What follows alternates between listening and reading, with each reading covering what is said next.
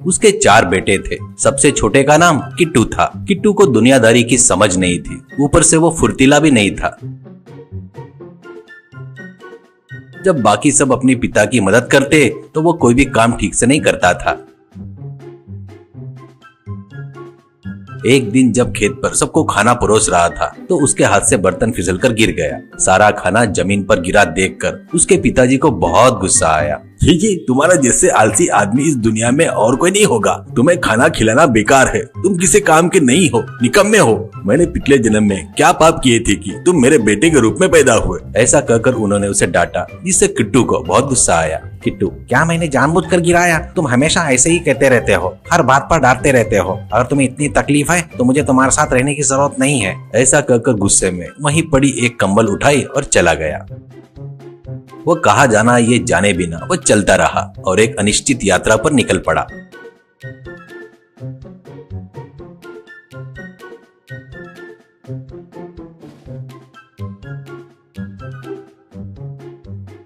चलते चलते उसके पैर दुखने लगे और शाम होने पर वो एक जगह पर रुक गया। चारों ओर देखता है तो वो एक घना जंगल था। उसने सोचा, ये तो कोई बड़ा जंगल लग रहा है, अब मैं कहाँ सोऊं? और चारों तरफ देखते हुए उसे एक पेड़ का खोखला तना दिखाई दिया। वो उस खोखले तने में चढ़ा और कंबल ओढ़कर सो गया। आधी रात के करीब उसे किसी आहट से नींद खुल गई। उसने धीरे से चेहरे पर का कंबल सरकाया और बाहर झांका। सामने 2 चोर एक जलती हुई मशाल की रोशनी में अपना चुराया हुआ सोना देख रहे थे और आपस में बात कर रहे थे। एक ने हीरे के हार को लेकर कहा, बाकी सारे गहने चुराना एक बात है और इसे चुराना दूसरी बात है। इसे राजकुमारी अपने गले में पहनकर सो रही थी। उसे निकालने के लिए बहुत चतुराई और अपने पूरे अनुभव का इस्तेमाल करना पड़ा। किस्मत अच्छी थी कि वो जागी नहीं। ऐसा कहते ये सुनकर किट्टू ने सोचा, ओहो, मतलब इन्होंने सारे गहने राजमहल से चुराए होंगे, यानी ये लोग चोर होंगे और इन्होंने बहुत सुंदर और कीमती गहने चुराए होंगे। यह सोचते ही ठंड के कारण अचानक छींक आ गई। उसने जोर से छींका। चोर चौंक गए और पेड़ के खोखले तने में देखा। उस अंधेरे में उन्हें कंबल ओढ़े किट्टू दिखाई दिया, लेकिन उन्होंने उसे भालू समझ लिया। अरे बाप रे, भालू भालू भागो रे, अरे भागो रे भालू भालू। चिल्लाते हुए दोनों वहां से भाग गए।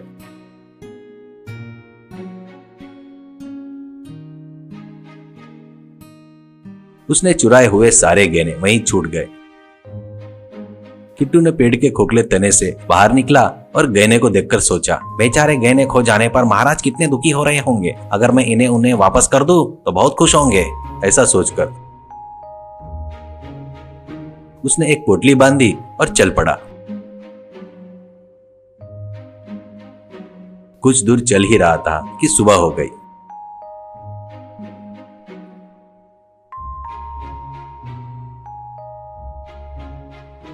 वहां पूछताछ करने पर गांव के लोगों ने उसे राजमहल का रास्ता बताया।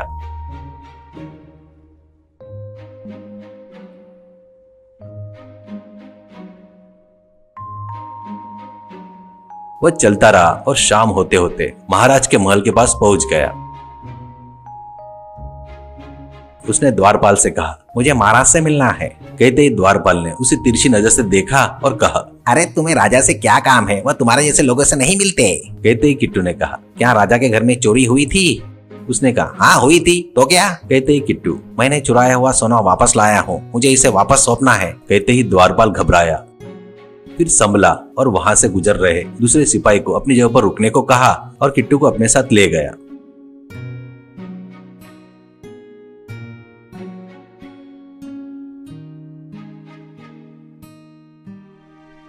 वह उसे अपने घर ले आया और कहा, महाराज शिकार पर गए हैं, इसलिए मैंने कहा कि वह आपसे नहीं मिल सकते। मैं चिकन बिरयानी बहुत बढ़िया बनाता हूँ, आराम से खाओ और विश्राम करो। कल सुबह मैं तुम्हें महाराज के पास ले जाऊंगा। कहते ही इस पर किट्टू ने कहा, अरे वाह, आप कितने अच्छे इंसान हो। मुझे चिकन बिरयानी बहुत पसंद है। इसे बनाने के लिए आपका बहुत बहुत धन्यवाद। ऐसा कहा। उसके बाद द्वारपाल ने रसोई में खुशबूदार चिकन बिरयानी बनाई।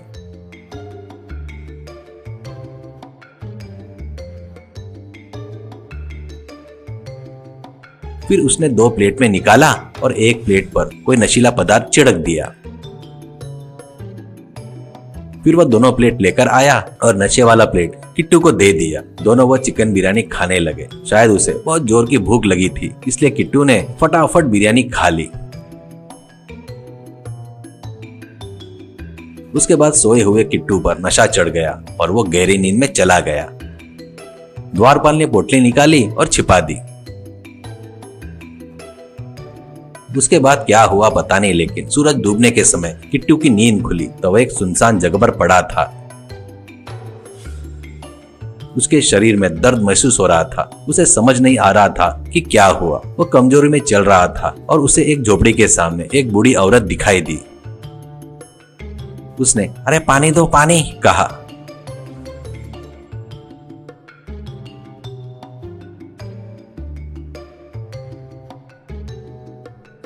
तो उस बुढ़िया ने पीने के लिए पानी दिया। पानी पीने के बाद उसने पूछा, कौन हो बेटा तुम? कहते ही किट्टू ने उसे सब कुछ बता दिया। उसे उस पर दया आ गई और उसने कहा, अरे बेचारा, दिखने में बहुत अच्छे लड़के लगते हो। तुम्हारे पिताजी तुम्हें डांटना सही नहीं था। वह दुनिया अच्छी नहीं है बेटा। मैं अकेले हूँ, मेरे पास रह जाओ बेटा। मैं तुम्हें अपना पोता मानकर अच्छी तरह से देखभाल करूंगी। ऐसा कहते ही किट्टू ने कहा, आपका ऐसा करना मेरे लिए बहुत खुशी की बात है दादी माँ। ठीक है, आज से तुम मेरी दादी माँ, मैं आपका पोता हूँ, ऐसा कहा। अगले दिन रात को द्वारपाल काम खत्म करके घर लौटा। उसने घर में देखा तो उसकी पत्नी ने पोटली में रखे गहने को देखकर खुश हो रही थी। उसने पहले हीरे का हार अपने गले में पहना हुआ था। यह देखकर वह डर गया और कहा, अरे बाप रे, तुमने तो गजब कर दिया। ये सारे गहने महाराज के हैं और तुमने ये हार पहनकर किसी को दिख गई तो राजा के हाथों से हम दोनों की जान चली जाएगी। जल्दी से इसे उतारो, अंदर रखो, इसके बारे में बाहर किसी को मत बताना। ऐसा कहते ही उसने कहा, मैं ये बात किसी को नहीं बताऊंगी, लेकिन आज रात के लिए मैं ये हार पहन कर घर में खुश होना चाहती हूँ। कृपया मना मत करना। ऐसा कहते उसने हाँ कर दी। उसने वह हार पहनकर पूरी रात सोकर बिताई।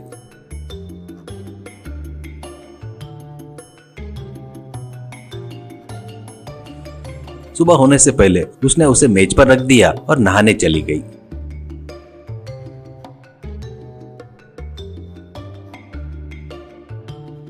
तभी पता नहीं कहां से एक कौवा घर में घुसा आया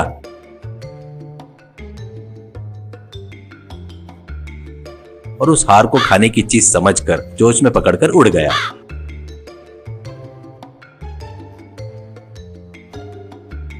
वह उड़ता रहा और बूढ़ी औरत की झोपड़ी पर उतरा।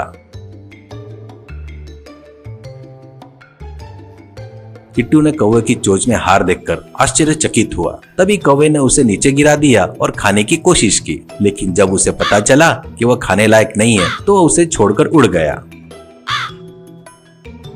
किट्टू तुरंत झोपड़ी के ऊपर चढ़ा, उसे हाथ में लेकर देखा और सोचा, अरे ये तो राजा का खोया हुआ हार है। कौवे को ये कहां से मिला होगा? मुझे इसे तुरंत महाराज को सौंपना चाहिए।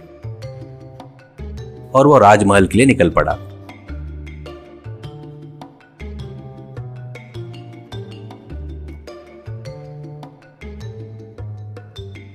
वहां उसे वही द्वारपाल मिला। उसने द्वारपाल से कहा, आपने कहा था कि राजा शिकार पर गए हैं। आपने कल वो सोना महाराज को सौंप दिया होगा ना? तो फिर वो हार कौवे को कैसे मिला? इसका मतलब ये है कि वो सोना अभी तक महाराज तक पहुंचा नहीं है। ऐसा कहते ही घबराए हुए द्वारपाल ने किट्टू को ही चोर ठहराने की कोशिश की और अरे चोर चोर चोर चोर चिल्लाया।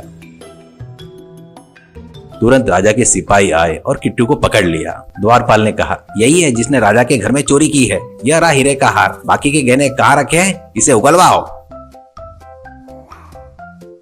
कहते ही सिपाही ने उसे पकड़ लिया और महाराज के सामने ले गए। द्वारपाल ने कहा, महाराज यही चोर है जिसने आपके गहने चुराए हैं। यह उनमें से एक लेकर आया है, बाकी कहाँ छिपा के रखे पता नहीं। कहते ही महाराज ने कहा, एक चोर अपना चुराया हुआ सामान क्यों वापस लाएगा? मुझे इस मामले में कुछ संदेह है। क्या हुआ सब विस्तार से बताओ। कहते ही किट्टू ने महाराज को प्रणाम किया और जो कुछ भी हुआ था सब कुछ साफ साफ ढंग से समझा दिया। तब महाराज को किट्टू की बातों पर विश्वास हो गया और द्वारपाली चोर होने का पता चला। महाराज ने कहा, सिपाहियों, तुम तुरंत जाओ और उस द्वारपाल के घर की तलाशी लेकर आओ। अगर मेरे गहने वहाँ मिले तो उन्हें तुरंत लेकर आओ। ऐसा कहते ही सिपाही जाकर द्वारपाल के पूरे घर की तलाशी ली। अंत में उन्हें एक जगह पर गहने की पोटली मिल गई। वो उसे लेकर महाराज को दे दिए। उन्होंने पोटली देखा तो सारे खोए हुए गहने मौजूद थे। उन्होंने कहा, चीची, एक द्वारपाल होकर महाराज की संपत्ति चुराने की कोशिश करते हो। तुम जैसे लोग असली चोर से ज्यादा खतरनाक हो। अगर ऐसे लोगों को सजा ना दी जाए तो समाज में अपराध बढ़ जाएंगे। सिपाहियों, इसे कड़ी कारावास की सजा दो। इस प्रकार द्वारपाल जेल चला गया।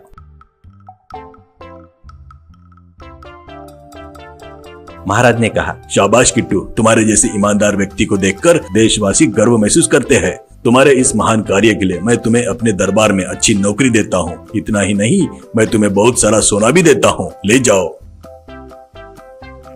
कहते ही इस प्रकार महाराज दिया हुआ सोना लेकर बूढ़ी औरत के पास गया और कहा, नानी, ये सारा सोना आपका है। बूढ़ी औरत ने कहा, अरे इस उम्र में मैं इस सोने का क्या करूंगी मेरे पोते, इससे एक अच्छा घर बनवाओ, हम दोनों उसी में खुशी खुशी रहेंगे।